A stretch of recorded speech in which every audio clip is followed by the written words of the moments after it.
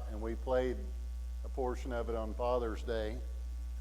And on Father's Day, that day, as a gift, we had made at Christian bookstores, you could purchase the resolution that he talks about. And at the bottom, there's a signature place for a father to sign that I'm going to keep these resolutions for my family. And I wondered, as I prepared for the last couple of weeks about Father's Day, how many fathers even know where that resolution is or ever remember reading it. Like he said in the quote, some men will hear this and resolve to do it, but never follow through. Sure, it sounds good. Sure, it sounds inspirational. But I was listening to a man speak in the last couple of weeks, and he said that our prisons are full of men. He said 80% of them had no father growing up. They had no father figure in their life.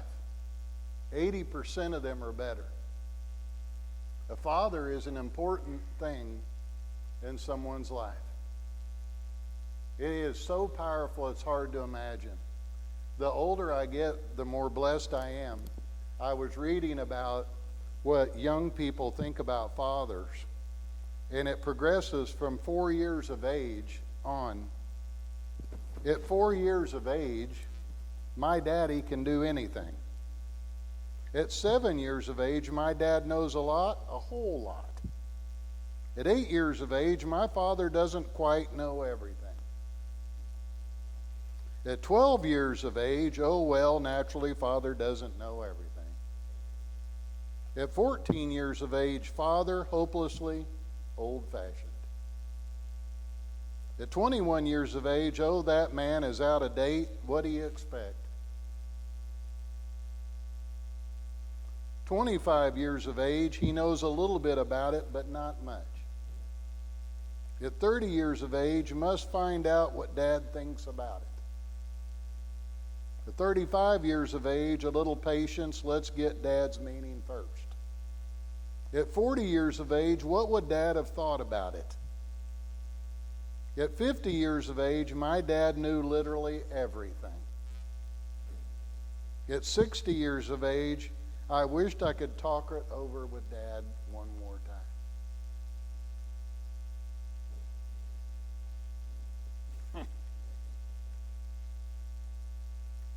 Boy, that is so true about a father. I have made some of those same quotes in my own life. I wish that I had paid attention more. Even my grandfather, and I have shared with you, I'm not saying this by any weird means. My grandfather was a blacksmith craftsman. In World War I, that was his job, to shoe mules all day long for the army when he served in France. And when he came home, he had a blacksmith shop, just like in the Western movies, with the apron on and the fire going and making things and beating on things. That was his life. And if I had listened to that man, who always tried to get me to come in his shop and learn his skill, there's no telling what I would be able to make today with my hands. Because my grandfather could absolutely, if you could show it to him and it was made out of metal, he could have it for you on Tuesday. He could make it. He didn't buy horseshoes. He made all of them.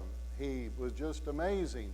And he would say, come out here and let me teach you. And I said, I got a ball game this afternoon, Grandpa. I wished I could, hey, come out here, let me show you. Oh, we're busy. We got a tournament to go to.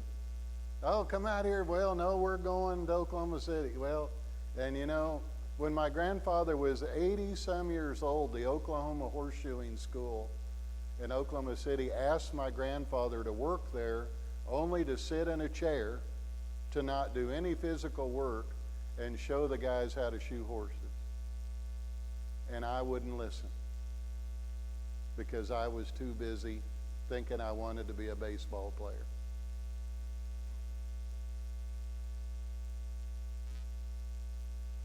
man, fathers and grandfathers, they got a lot of wisdom, but we're just always too busy.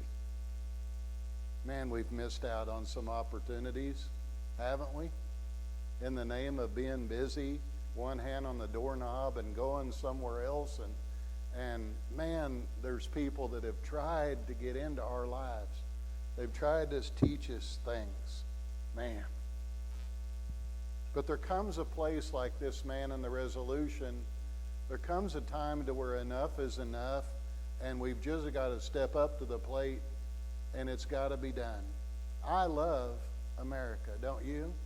I love living here, and I love the people in America.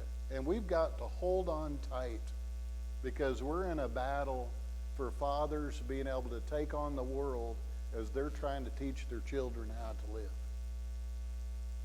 And it's going to take an incredible effort that God is going to have to be behind in order for us to accomplish this task. And it could be done, because there is a need for fathers. I'm going to do something a little different today. We have celebrated a lot of categories in Father's Day here. We've looked at fathers who had the most, families that had the most bald heads. We've looked at fathers that had the biggest feet. We've looked at fathers that had the thickest wallet. That was Rex. You can go measure Rex's wallet today if you want. It was the fattest thing I ever saw. Must be the richest man in town. He got a lot of stuff in there. We had fathers with the hairiest legs. We have. We had a clap-o-meter for the bald heads. We had them stand here and turn around and y'all clap. And we've had baseball trivia, asking dads how much they knew about the game of baseball and those kind of things. But today I wanted to do the categories as my sermon for you on Father's Day today. And I wanted to begin this morning in the category of the oldest father.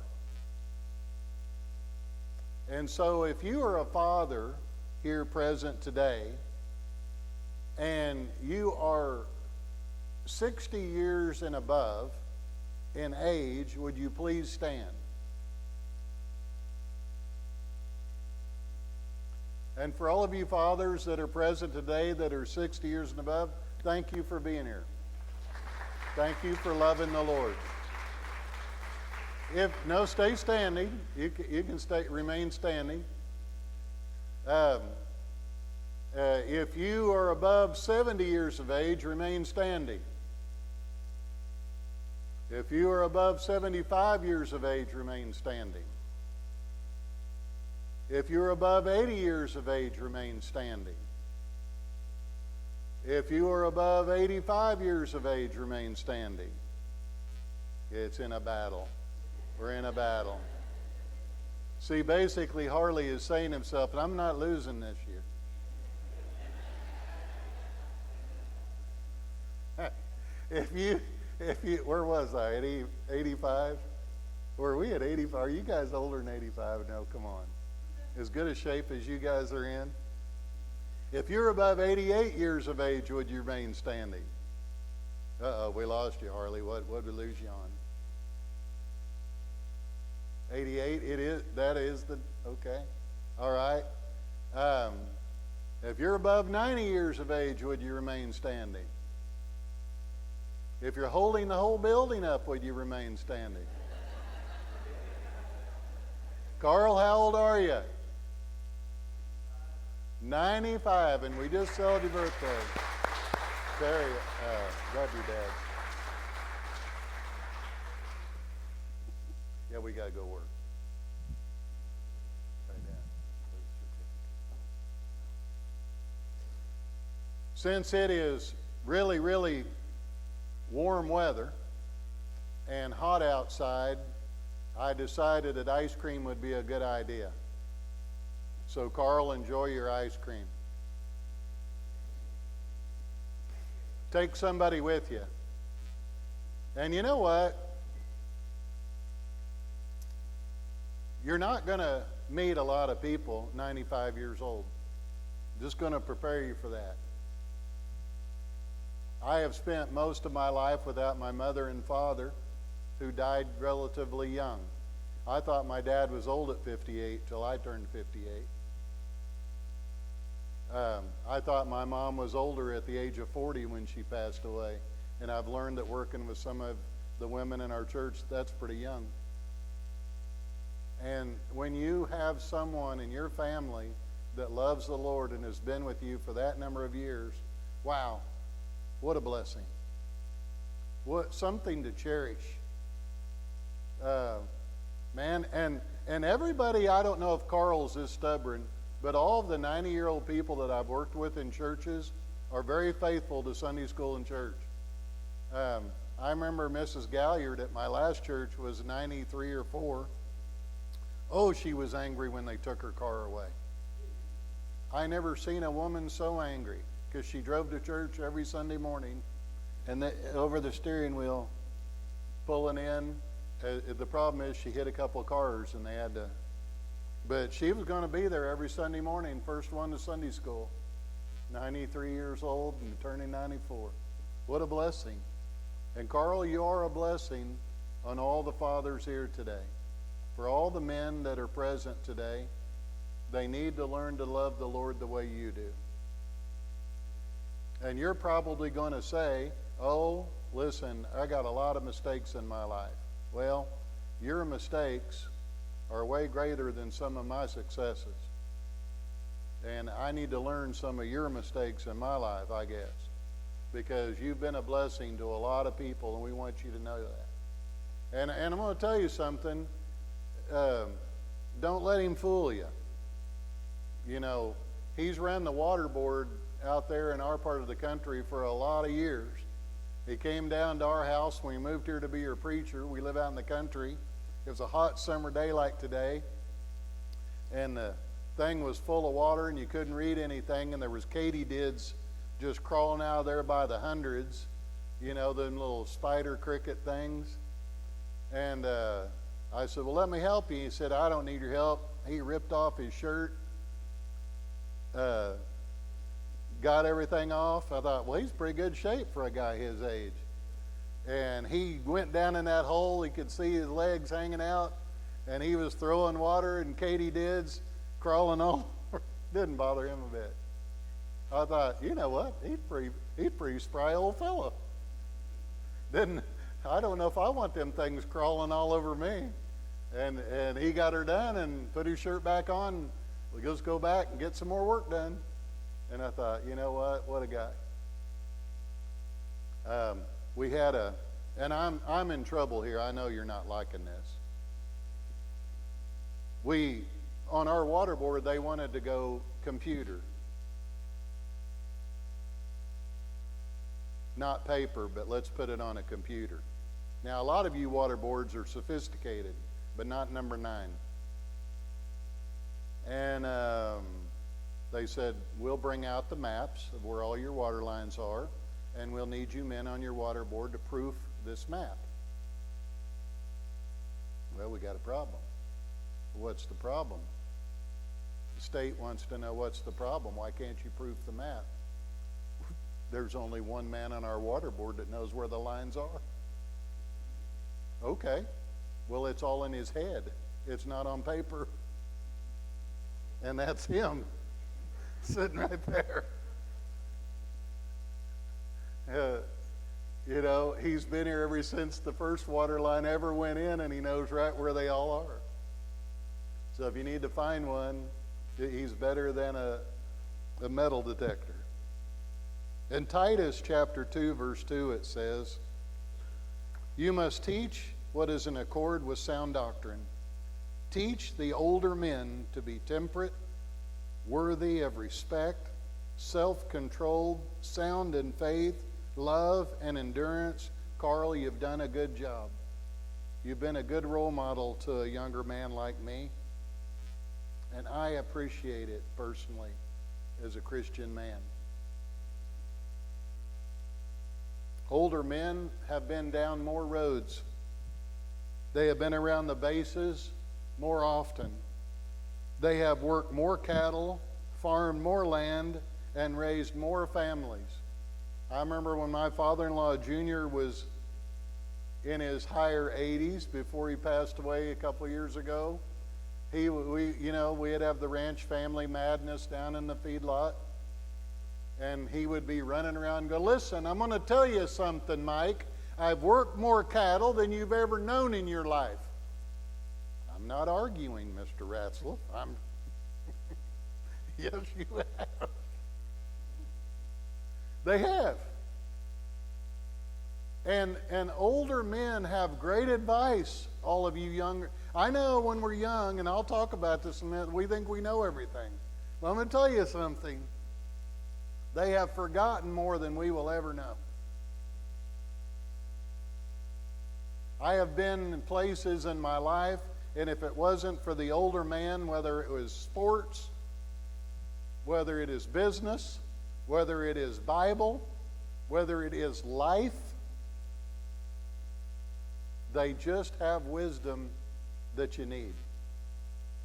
I would not be standing here today if it wasn't for having an older mentor who could walk up, read my mind, put his hand on my shoulder, and say, Mike, don't do it. What do you mean, don't do it? I know what you're thinking, and I'm thinking the very same thing. I'd like to hit him too. But if you do it, you're fired. And I'm not saying he doesn't need it.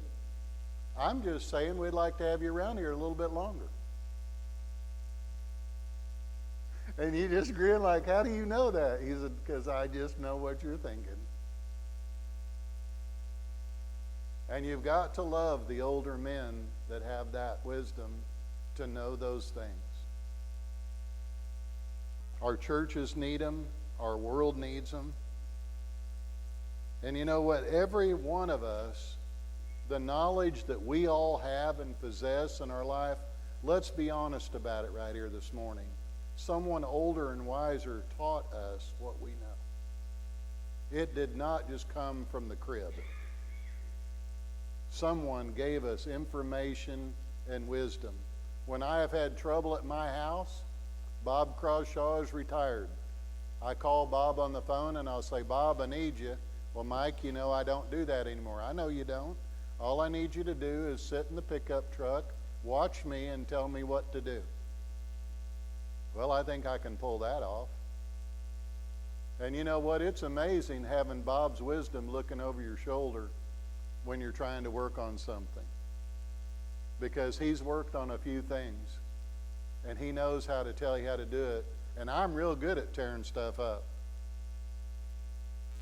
Usually Bob says, I wished you'd have called me first before you did that. Now we got to fix that while we're here.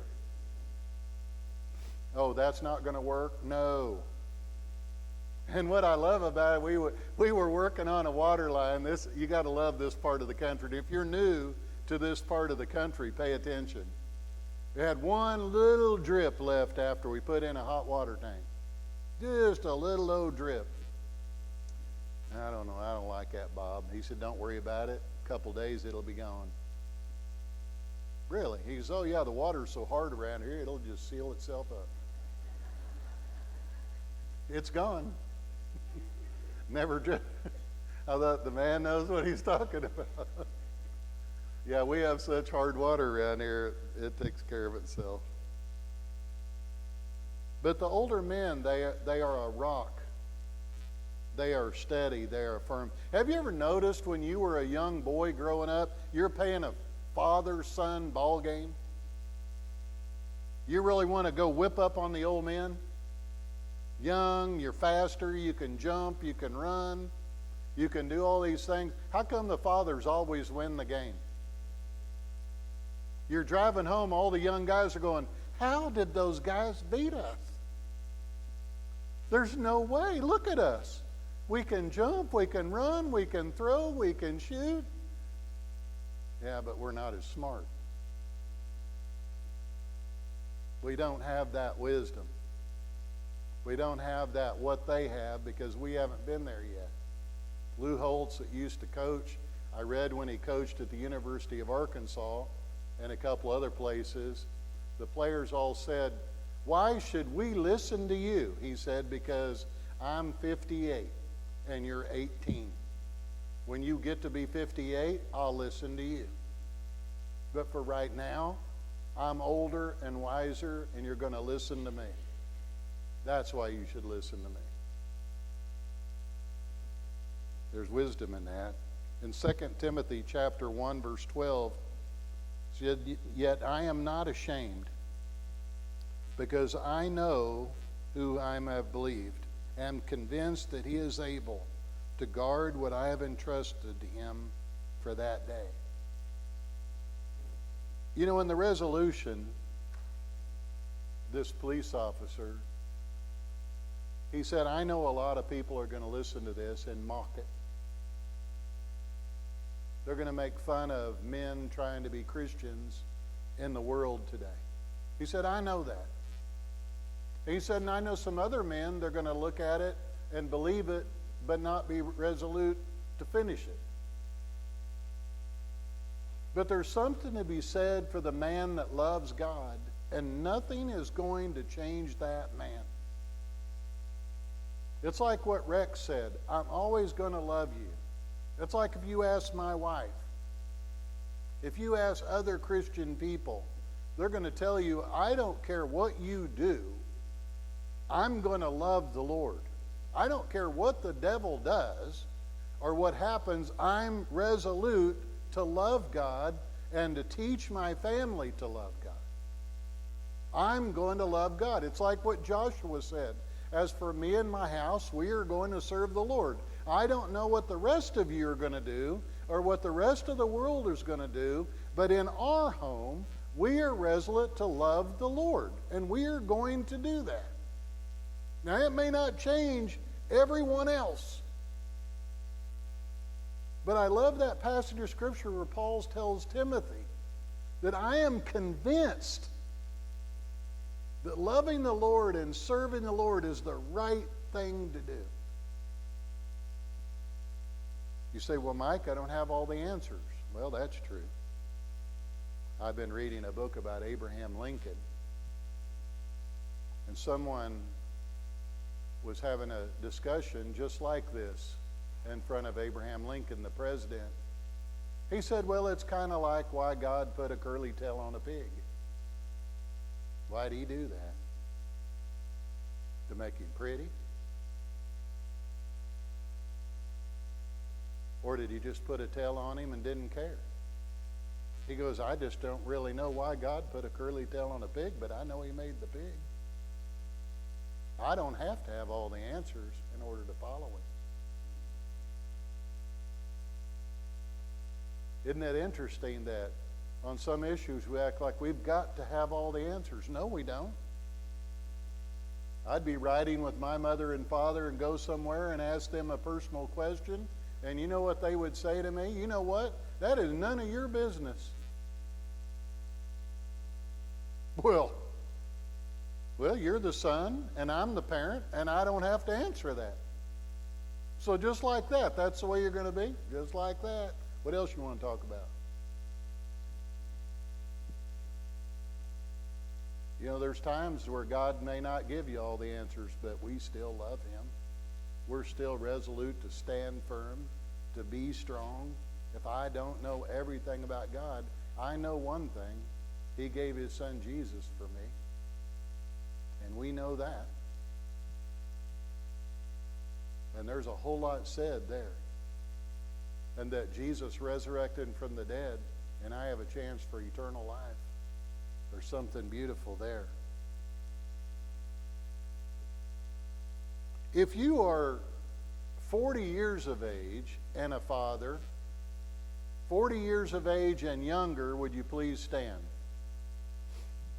If you're 40 years of age or younger, would you please stand if you're a father? Okay, this is a gunfight. If you are 30 years of age or younger, remain standing. Uh-oh. You don't even know. You got your mom got to tell you how old you are? Just reach over there and hit her. Hey, Mom. Okay. That's okay. I'm with you, man. If you are, so we're at 30. Okay, so if you're 27 or younger, would you remain standing?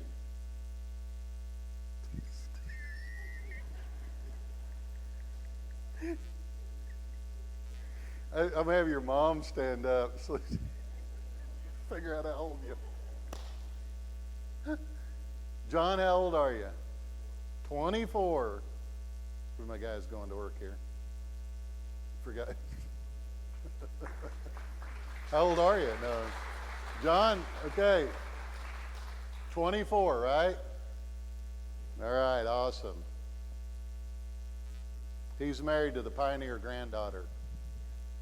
You ever seen the Pioneer woman on TV?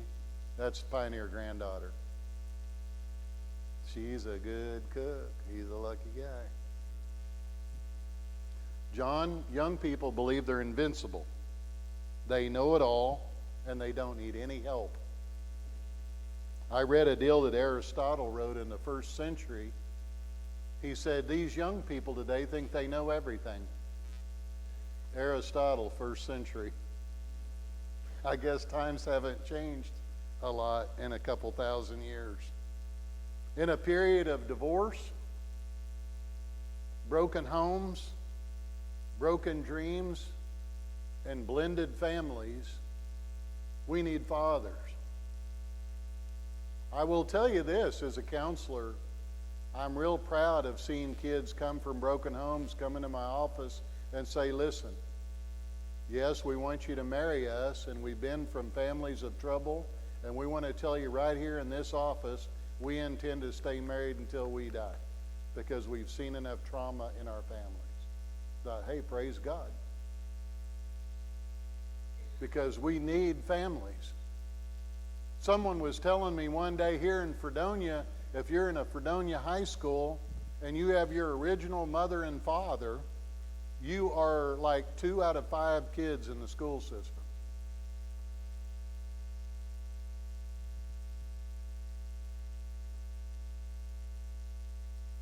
I'm not saying that broken families and blended families can't work, because I'm a part of one. But I'm just telling you what, we need fathers that love the Lord. We need young men to look at guys like Carl Gorton and other older men like Harley and others and learn their wisdom and learn what they know. There is something powerful about that. It says in 1 Peter chapter 5, young men in the same way be submissive to those who are older. Clothe yourselves with humility toward one another. God opposes the proud, but gives grace to the humble. Humble yourselves, therefore, under God's mighty hand, that he might lift you up in due time. One of my mentors was a man that was injured on Iwo Jima as a Marine, and he was a powerful part of my life during a ministry that I had. Just a very positive man. He was hired in Wichita to work at fitness center to get paid only to walk around and be positive. He got a weekly salary from a fitness center because he went and worked out all the time, but he would encourage people. He'd go from station to station just talking to people and got a check for it, because he could build people up and encourage people. If you shook hands with him, he always shook hands with this hand and pulled you in and took this finger and ran it into your rib cage. So everybody always remembers meeting him at the Wichita church at the door, because he was a door greeter. The women they avoided him because they didn't want him to poke them in the ribs. He always called Cindy, "Come here, little one." That he went with me on all my trips with the youth groups. He always wanted to help. And this is a guy in his 80s on a trip to Colorado, and the orneriest boy in our youth group picked a fight with him. I wondered what was going on outside the bus with about 45 kids, and I thought, oh no. This one young boy thought he knew everything. He's going to pick a fight with Jay, the old Marine from Iwo Jima. Someone said, "Are you going to go stop it?" I said, "Jay can take care of himself." He goes, "But he's an old man and he's a young, real athletic boy." And I said, "Jay can take care of himself." So all of a sudden I hear this crowd of kids going, "Jay, Jay, Jay, Jay." And this kid would come in and he was slap boxing him instead of punching him and being mean, he was slapping him in the back of the head. Oh, that kid was getting angry. And he knew this kid really wanted to prove himself, so he just embarrassed him in front of every kid in the youth group. That this 80-some-year-old man just whipped this boy to death in front of everybody and embarrassed him. So about 5 minutes later, as we're getting ready to pull out, he comes carrying this boy by the neck in some Marine killer hold with his finger up in here, and he goes, "Where do you want me to seat? What seat do you want me to put him in?" He's carrying this kid by the head. You can't do that today, by the way, if you're a teacher, but it was pretty effective that afternoon. Because all the kids from that day forward, "Jay is awesome." You know, younger kids need to listen to the older guys. They might have more power than you think. You might get yourself embarrassed. In Proverbs 12:7 it says, "Wicked men are overthrown and are no more, but the house of the righteous stands firm forever." There is a lot of evil in the world today that young people could chase. There's a lot of things out there that seem fashionable and things that seem to be top of the line, you know, but there's something to be said for the person that has the wisdom to stand firm, be strong, know where they're going, who they believe in, and listen to what they teach. Because in the end, they win.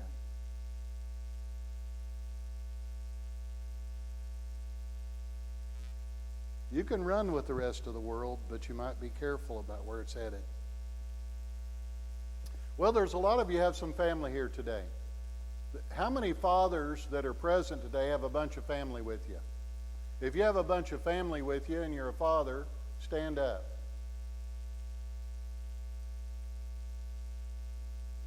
If you're a father and you got a bunch of family with you today, stand up. Dennis, you can get in on this. You got how many people here today? All right. Curtis, you just got Allison here. Okay. Okay.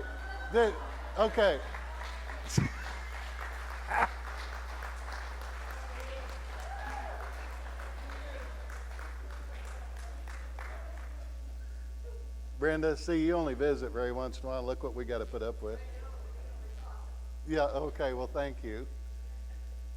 You're not awesome, by the way. Don't listen to her.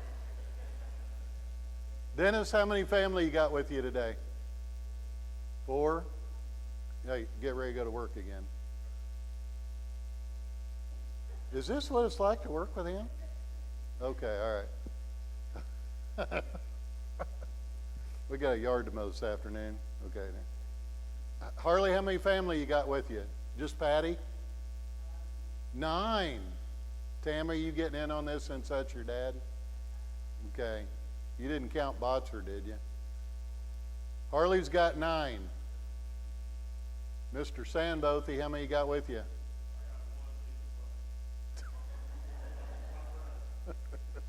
Oh, boy. Maybe not after today.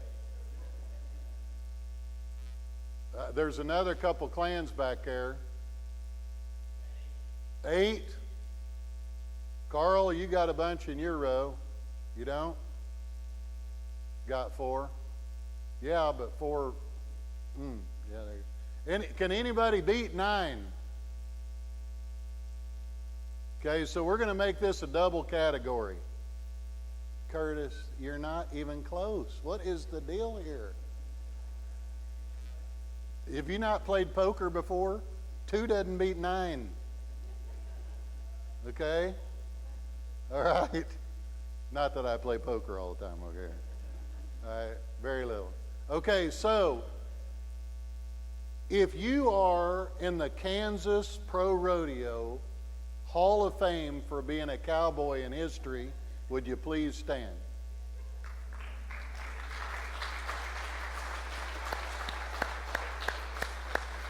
Yeah. He's in it. How old were you when you rode your last bull? 59 years old, still got on and rode a rodeo bull. That's it. Did you stay on? No. Hey, listen. I take my hat off to you. Curtis, I know you didn't get on a bull. Would you stop it? Someone, Seth, would you go up there and sit with him and put your arm around him and control him? Yeah, get a rope out back there and put it on Curtis. Okay, man. It says in Ephesians chapter 6, in the category of father with the most family here today, don't exasperate your children. Instead, bring them up in the training and instruction of the Lord. These last couple years, how many times have you heard the comment, there's just so much hatred in the world today that people are a powder keg just waiting to go off. People are just on edge, wanting to argue and fight and be bitter.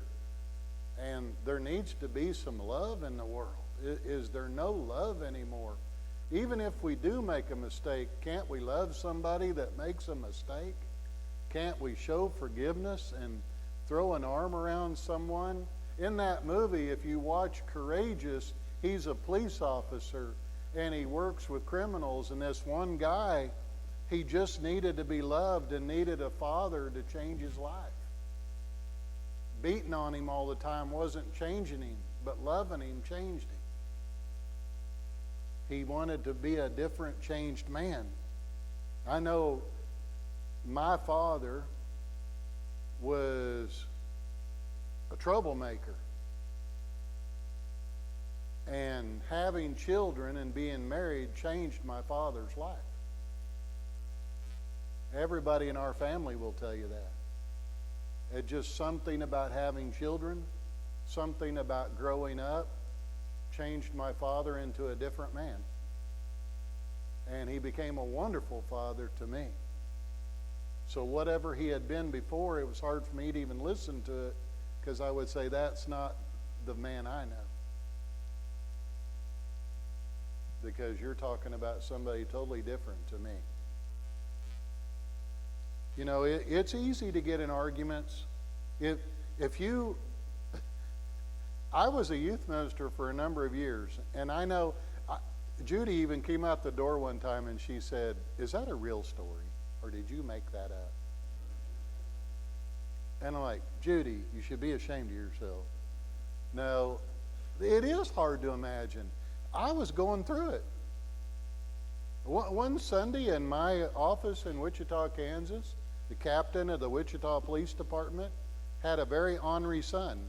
In fact, it was the boy that picked the fight with Jay. They came into my office for counsel, and in 5 minutes, they were in a fist fight going over the furniture in my office. They were locked up. I didn't know what to do, so I grabbed the father, I grabbed the son. Their veins are sticking out, they're sweating, they're wanting to kill each other, and I said, "I know you want to kill your son. I can't let you do that in my office." I don't even know why I said that.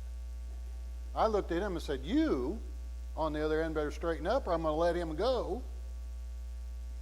You know, and I'm thinking, I ought to just go out the door, turn out the lights, and let them kill each other in here.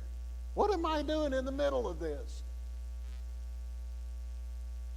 But you know what I've learned is that teenage boys and teenage girls can set their parents wild. They're good at it. And sometimes they do it on purpose. And you know how I know that? I was a teenage boy. My dad would just say, "Son, are you kidding me? What did you do that for?" Well, I'll tell you, Dad, what I learned was that I'm an adolescent. And the definition of an adolescent is my frontal lobe is not completely developed yet. And I do really dumb things, and I can't explain why I do them. That wasn't a good enough answer. But I know I have been in some discussions. I have young men from my youth group in Wichita who preach at mega churches like in Las Vegas with thousands of people. He's preaching this morning while I'm preaching. That when they were in teenage youth group, people wanted to assassinate them.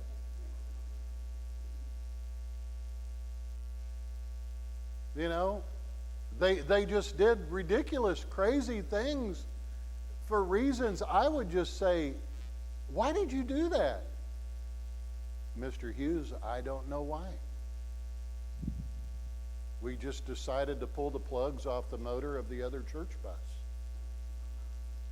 But we're going home on Friday morning and everybody wants to go home to their hometowns. People are tired of being at camp all week. Why did you think that would be a good idea?"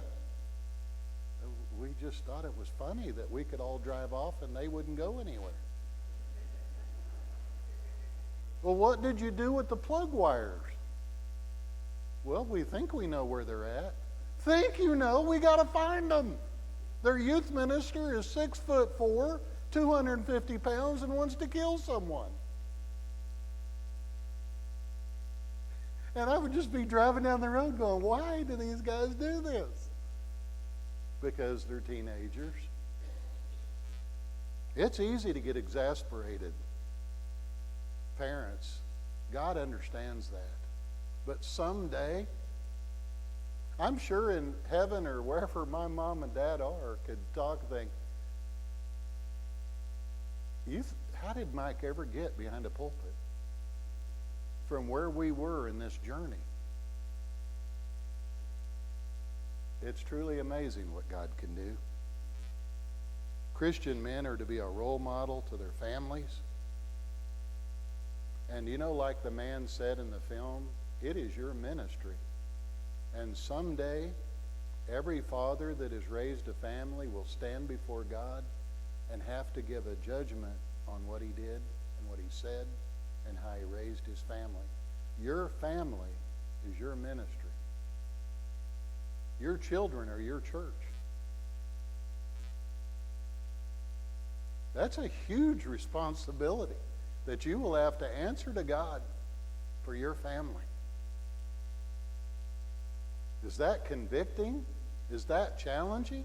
And I love the way this man, I know he's an actor and I know he's a Christian, but you know what? He said it right. I'm going to be the one that's going to do that.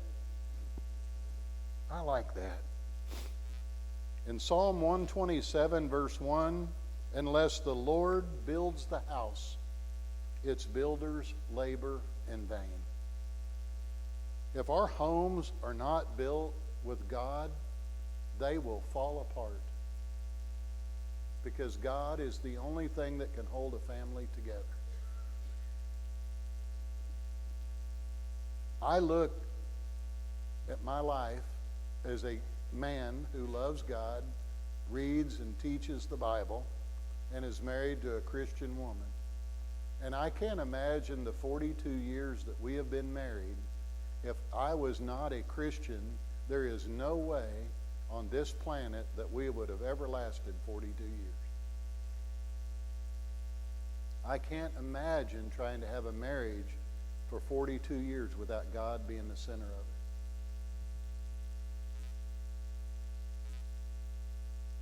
And there are a lot of people in America trying to do that today.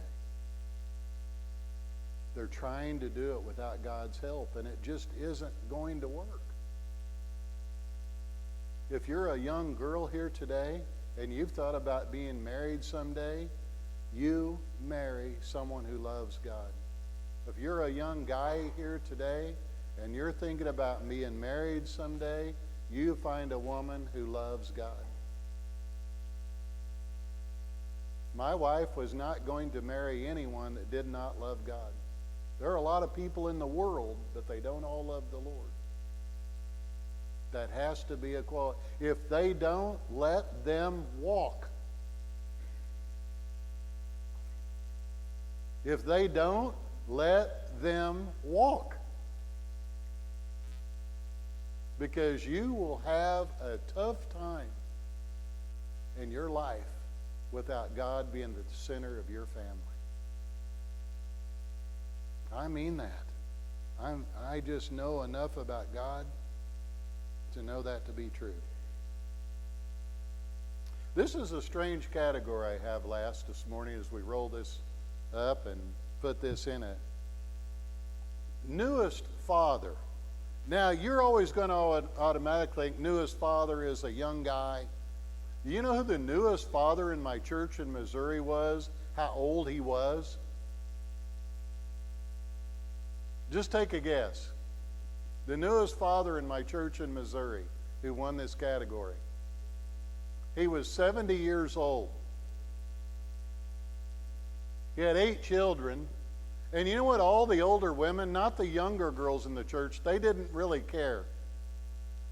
The older women in the church, you know what they all said? Just what is he trying to prove anyway?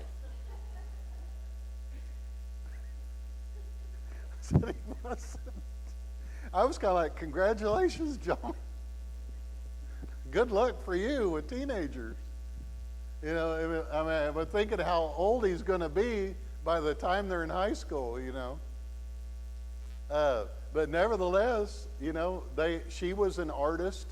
They're very eccentric, you know.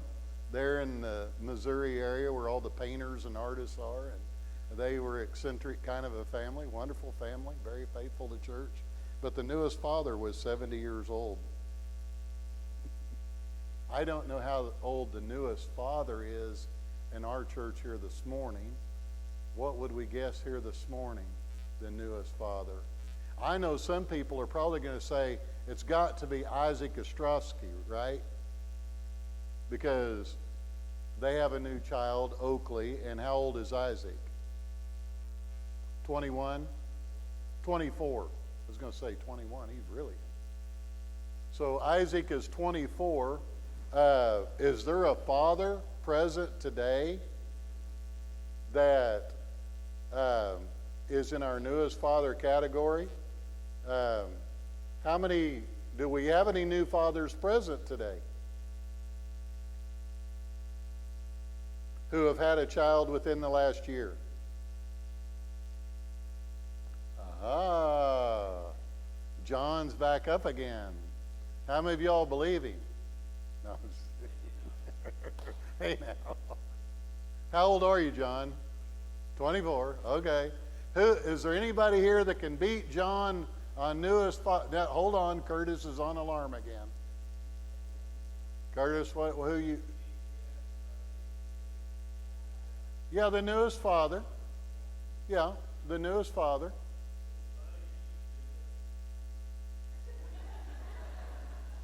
When did you have your last child, buddy? About when? 11 months ago? Same on 11 months? Are we tied? On when? July the 29th? Hey, he beat you, didn't he? Not by much. Congratulations.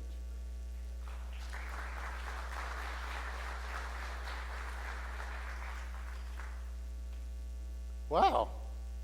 Anybody else? Are you done, Curtis? Because I'd like to end my sermon. Okay, no, I'm just teasing. Proverbs 22:6, very, very popular passage of Scripture in churches all across America. digging through my father's stuff, and I found my father's first Bible and his baptismal certificate. And when my father was in grade school, he was baptized at Vacation Bible School. Still had his Bible, still had his Vacation Bible School certificate. He might have drifted away at a time period, but he came back home. If you train a person to love the Lord, because you've met me and you've met Trent and Shay, and Trent and I are friends, so I'm not getting in trouble here, and plus I don't want him on my bad side. I think in our childhoods, Trenton went to church more than I did. As we started discussing how we grew up, we're talking about all the times Trenton was brought to church and taken to Sunday school and Christian activities. But there comes a time in our life, sometimes we go a different direction. Something that really irritates me, this isn't in my message, is that why we can be so faithful growing up, going to our church with our families, and that all of a sudden our kids go to college or university and never go to church anymore. Why, when we go off to college or university, can't we find a church to go to? Anyway, back online. Because I've had a lot of kids leave our church everywhere that I've worked, and all of a sudden it seems like they're gone. They don't go anymore. And I don't understand that. If you have a love for God, it should always be there. And if you put that in a child's heart when they are young, to love God, to serve God, to want to be godly, I believe that someday they will chase that dream and come home. Even if they hope they never drift away, but if they do drift away, I pray that they would find the place to come home, knowing that God wants them to be a part of a Christian family.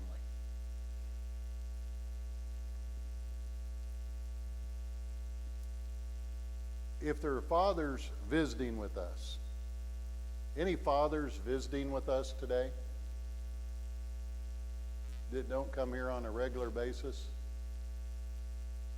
Okay. Anybody else? How far did you come?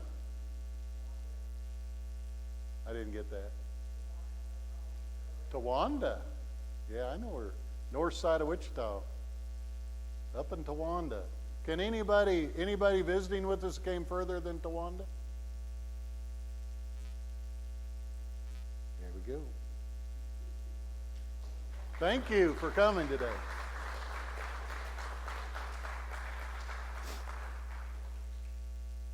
I would like all the fathers to remember the challenge. Find the movie Courageous and watch it. Find the movie Home Run, made by the very same people, and watch it. It's about Father's Day too. About Major League Baseball player who gets involved because he can't quit drinking. He's the best player in Major League Baseball and loses his job and is sent to coach a Little League baseball team for discipline. Great movie, but it all had to do because of his father. Called Home Run, with the same actors, a lot of the same people from the movie Courageous. But find the movie Courageous and watch it and listen to the challenge. And if there has ever been a time in American history where fathers have to step up and be fathers, this is the time. If there's ever going to be a time where we're going to have to put our mind in our Bible and get our family together and say, we've got to love the Lord and we've got to role model this. And if there are guys and girls out there that need a father, that we would be a father to them. And we can do that because we just got the right idea for you before we close. You can get involved in Vacation Bible School. Right? Yeah, see how we work that out? And that before we close the service this morning, I'm going to have a word of prayer with you about that. But Jesse, Are we going to have a Vacation Bible School meeting quickly after church?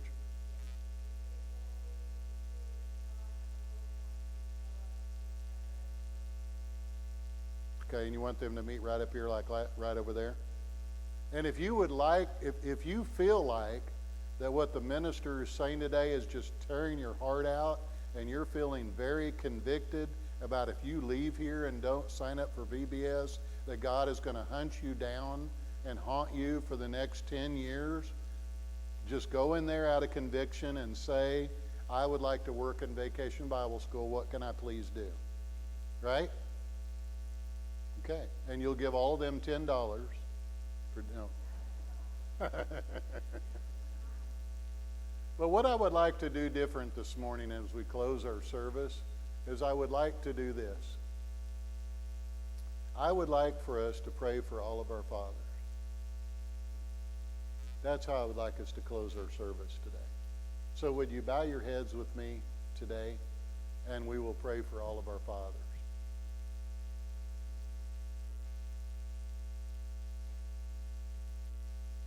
God, if there was ever a time, if there was ever a need for us to come to you, this is the time. We are living in the end times. We can see the signs of the ends of the times. And that means that we're to prepare our hearts. We're to get ready, to roll up our sleeves and realize, hey, this is what we've taught about. This is what we've prayed about. It's just about game time. And our fathers, they have a tough job. They're in a battle for their family's life and soul from what the world is teaching and how it is squeezing down around them. And I pray that you would give all the fathers in our church the strength, the courage, the wisdom to trust you, God, that you would work through them, that you would speak through them, and give them the ability that they might not even know that they have. But trusting in you and you working through them, they can see your strength. The strength that parted waters. The strength that changed lives. The strength that won battles. The strength that moves mountains can help them to run their families and be a role model in their communities on how a Christian man ought to love the Lord and be one of God's men in the world that we live in today. Bless them, watch over them, and speak through them. We pray this in your Son's name. Amen. Hey, thank you. Find a father and tell, hey, by the way, when you dismiss today, every father gets blessed jelly that Anita, stand up and wave your arm around. Anita makes the jelly. It's blessed jelly for all the fathers today. It's our gift to you. Thank you for being here today.